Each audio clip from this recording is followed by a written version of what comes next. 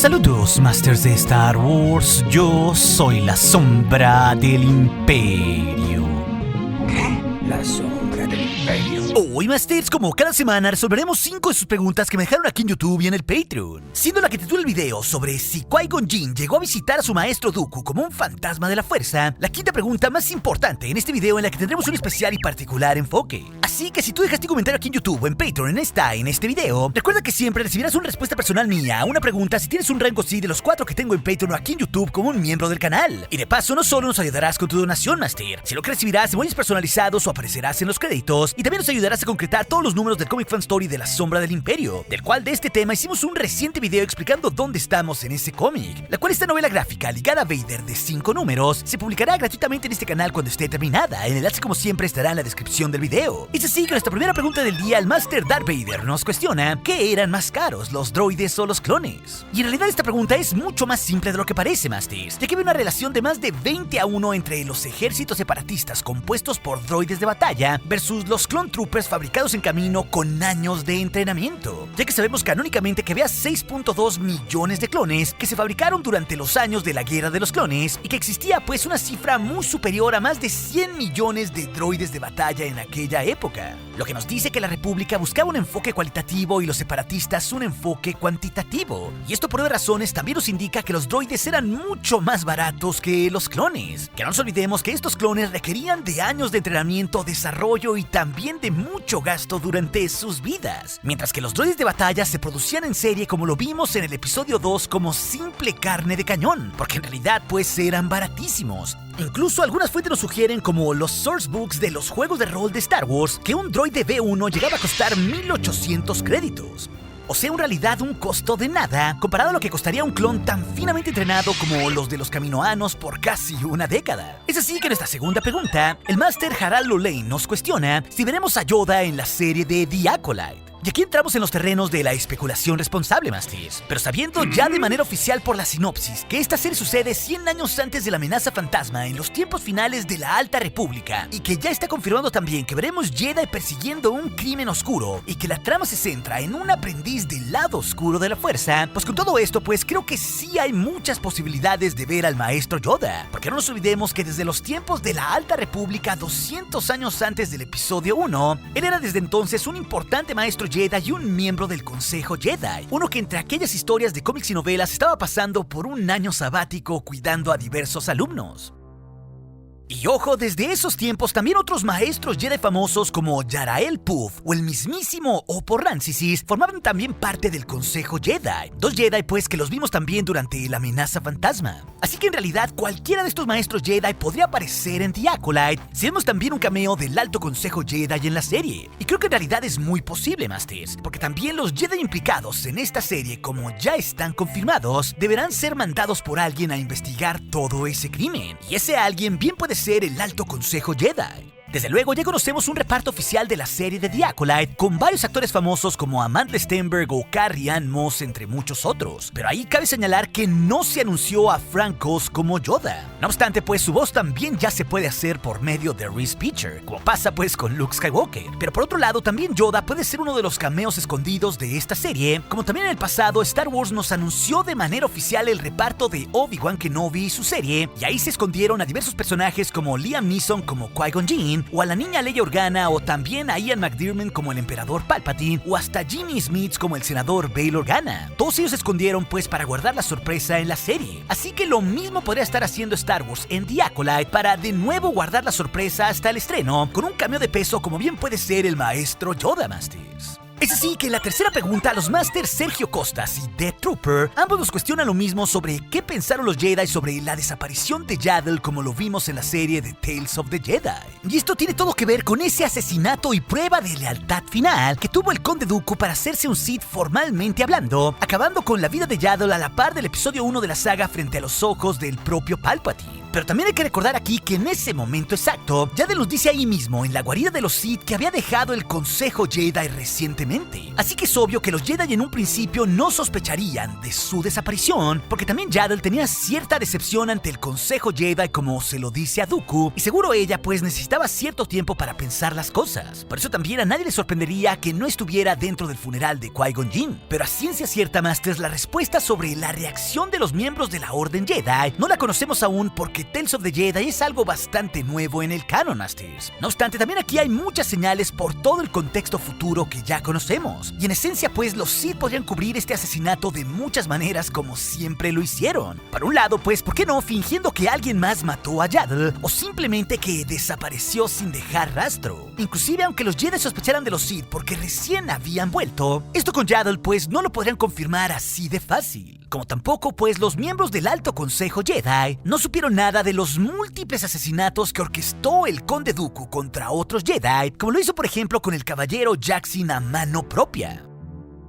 O también orquestando el asesinato de su amigo Jedi Sifo Dyas, quien originalmente ordenó el ejército de clones, usando Dooku para matarlo al sindicato de Pike, para que después los lores del Sith pudieran apropiarse del proyecto de los soldados clones y así usarlo décadas más tarde para erradicar a los Jedi. Y Dooku en todo esto pues cubrió muy bien las pistas sobre estos distintos asesinatos, tanto así pues como para que los miembros de la Orden Jedi no sospecharan nada de él y de los Sith durante años. Todo pues para guardar la pantalla de que él era un simple idealista, tal cual pues como nos dijo el maestro Ki-Adi-Mundi durante el episodio 2, que muchos de los Jedi pues seguían pensando en esos tiempos de que Dooku era un idealista, a pesar de que claramente una década atrás ya se había convertido formalmente en un Sith. Es un político idealista, no un homicida. Y eso que incluso Dooku tenía muchos más años de ser un usuario oscuro previo al episodio 1, aunque no fuera propiamente un Lord de los Sith, como también se lo dice a Sidious, con todo eso de que había traicionado a todos los que conocía, haciendo referencia a los Kaminoanos o también a Sifo Dyas. Así que en realidad es muy poco probable en esos tiempos, Masters, que los Jedi sospecharan del asesinato de Yaddle vinculado a los Sith o propiamente al Conde Dooku, porque perfectamente los dos lores del Sith podrían haber hecho toda otra pantalla para ocultar quién fue el autor de aquel asesinato, así como lo hicieron con otros Jedi. No nos olvidemos pues que Yaddle murió dentro de su guarida, así que el cuerpo perfectamente pudo haber desaparecido. Eso, Masters, en realidad me parece lo más probable con todo lo que conocemos hasta el momento en el canon. Es así que en nuestra cuarta pregunta, el Master Henderson Alvarado nos cuestiona si Qui-Gon Jinn se hubiera unido a Dooku en los separatistas. Y aquí también entramos en los terrenos teóricos de la especulación responsable, pero creo que hay señales muy claras en el canon como para afirmar que no, Masters. Que Jinn, pues su Padawan, no se hubiera unido así de fácil a Dooku en el lado oscuro y mucho menos entre los ejércitos separatistas. Claro, Qui-Gon Jinn desafió al consejo, pero también seguía siendo un Jedi, solo que él no se trastornó moralmente como sí lo hace Dooku. Y desde luego hay que recordar que Dooku en Tales of the Jedi, exactamente en los tiempos a la par de la amenaza fantasma, ya había visto lo valioso que era su ex Padawan, y también nota lo bien que Jinn habla de Obi-Wan Kenobi la última vez que se ven en el templo Jedi. Por eso más tarde Dooku en Geonosis tienta a Kenobi para que se una a él con los separatistas y fracasa. No obstante, también más tarde, Dooku le reclama a Sidious que Maul haya matado a Jinn porque lo consideraba un gran alfil para la guerra futura. Y ojo, Masters, la novela Maestro y Aprendiz del Canon nos demuestra que Dooku, desde que salió de la Orden Jedi, estaba desconectado con Qui-Gon Jinn y su otro aprendiz, Rael Averross, porque aproximadamente 8 años antes de la amenaza fantasma no sabía nada de él. Dooku, pues, por mucho tiempo estaba operando bajo el radar y siendo simplemente el Conde de Sereno. Y justo 8 años antes del episodio 1 y de Tales of the Jedi, en esa misma novela, el Conde Dooku, claramente corrompido, prefiere tratar de seducir a Rael Averross y no en realidad a Qui-Gon Jinn. Y aún así es rechazado por Averross.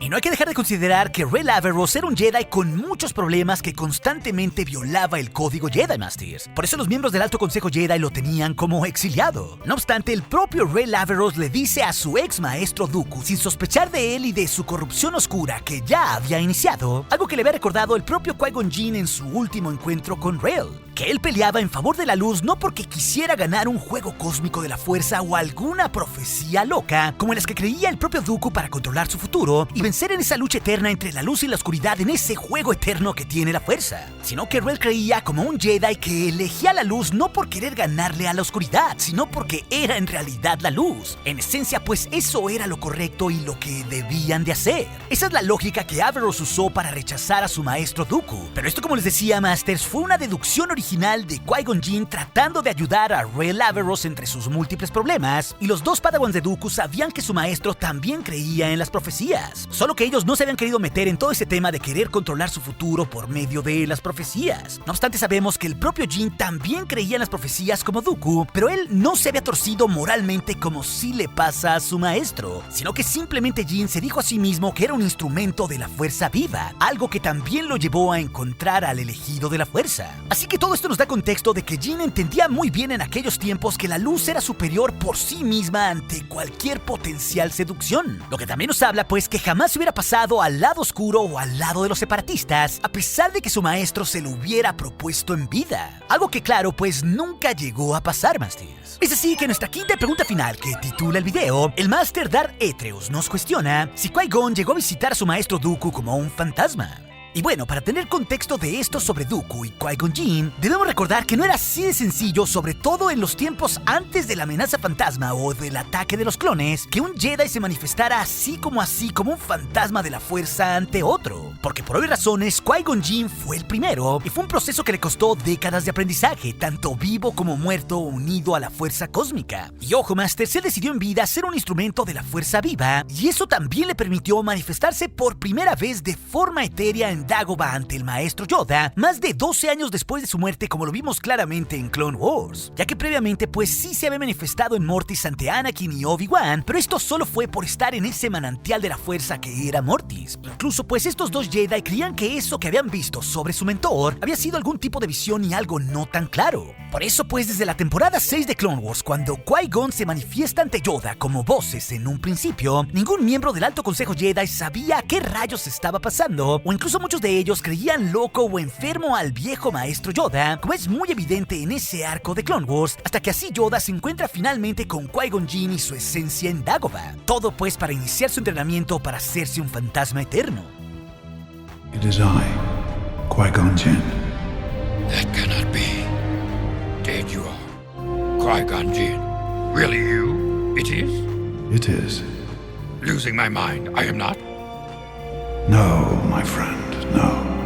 Y ojo, el propio Qui-Gon Jinn como un fantasma manifestado años después ante su propio discípulo Obi-Wan Kenobi en el planeta Tatooine, nos recuerda pues que él siempre estuvo ahí, solo que también pues el otro usuario tenía que entrar en comunicación con la fuerza para poder verlo, al igual que sentirlo y poder hablar con él. No nos olvidemos pues que en esos 10 años de exilio que había pasado Kenobi en Tatooine, a pesar de su entrenamiento de la fuerza para entrar en comunicación con él, Kenobi pues había vivido frustrado y con miedo, y no fue hasta que se liberó de todas sus cadenas que pudo entrar en comunicación con él.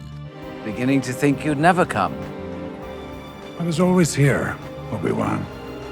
You just were not ready to see. Pero también el maestro Yoda, como lo vimos en Clone Wars y como nos dijo durante el episodio 3 de la saga, era el único en esos tiempos por su enorme sentir de la fuerza que había podido entrar en comunión con Qui-Gon Jinn, porque había aprendido junto con él y con las sacerdotisas de la fuerza a lograr eso. Todo pues para un día poder preservar su conciencia y volverse así un fantasma eterno. Y esto nos habla pues de que era algo que solo ciertos usuarios luminosos en su inmensa sabiduría lograrían. Y que sobre todo pues el proceso de entrar en comunicación con otro usuario no era así de sencillo. Requería de un amplio sentir de la fuerza hacia con el lado luminoso y sobre todo estar listo para entrar en comunicación con ese usuario. Algo que sabemos que Dooku pues jamás estuvo listo para hablar con ningún fantasma de la fuerza. Sobre todo pues porque estaba corrompido. Y todo este contexto pues nos da en esencia la respuesta con Dooku, porque obviamente, Masters, no hay ningún registro en la historia de Star Wars de que un Qui-Gon Jinn como un fantasma haya intentado hablar con su ex maestro desde el más allá, y menos aún pues porque en esas épocas cuando Jinn muere, todavía no lograba manifestarse en el mundo de los vivos, sino hasta los tiempos finales de la Guerra de los Clones previo a que Dooku muriera. Y ojo, también hay que reconocer que los fantasmas de la fuerza conocen las líneas del tiempo del presente y del futuro. Y al ser seres trascendidos, pues no intervienen activamente en el mundo de los vivos para cambiar ciertas cosas que deberían suceder, como todo el caso pues de la caída oscura de Dooku. Así que en este caso pues es más que obvio que ya cuando trascendió como un fantasma que Qui-Gon Jinn lo supo, pero claramente conocía que Dooku era un alma perdida, que nunca podría entrar en comunicación con él. Así que en esencia, Masters, considerando todo esto, podemos deducir que Dooku ni siquiera estaba listo para entrar en comunicación con Qui-Gon Jinn, porque precisamente estaba sumamente corrompido en el lado oscuro. Porque para esa comunicación única de la fuerza se requiere de un emisor y de un receptor que sí quiere recibir el mensaje. Sobre todo estando alineado al lado luminoso, porque eso es un poder del lado luminoso. Y claro, también es posible que alguna vez Dooku haya escuchado algún eco de la fuerza, como sabemos que Vader alguna vez escuchó voces de Qui-Gon Jinn, aunque esto fue muchos años después en los tiempos de la Guerra Civil, y ahí simplemente Vader los llamó como fantasmas del pasado. Algo que nos da contexto y también nos habla de la ignorancia de los Sith y cómo ellos pues no quieren recibir este mensaje del lado luminoso. No obstante, también los lores del Sith desconocían completamente de lo que podrían lograr los Jedi como usuarios luminosos para así trascender a la vida. Y sobre todo el hecho de poder hablar con ciertos muertos que habían logrado preservar su conciencia, como Qui-Gon Jinn fue uno de los únicos. Así que con todo esto hace mucho sentido que jamás Dooku abriera su corazón pese a sus recuerdos del pasado para llegar un día a poder hablar con su aprendiz como un fantasma.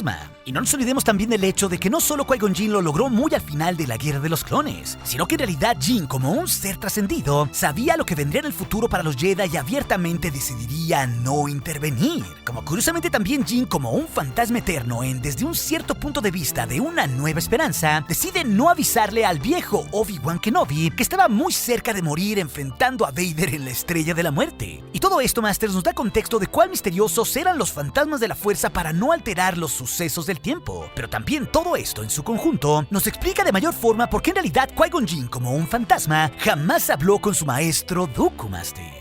Pero si también te interesa saber si algún rebelde le contó a Luke sobre los Jedi Ezra y Kanan, esa historia de las preguntas del día te la dejaré aquí en las pantallas finales junto con otras. Y recuerde, nuestro aliado es la fuerza y un poderoso aliado es. Hasta aquí su amigo, la sombra del imperio.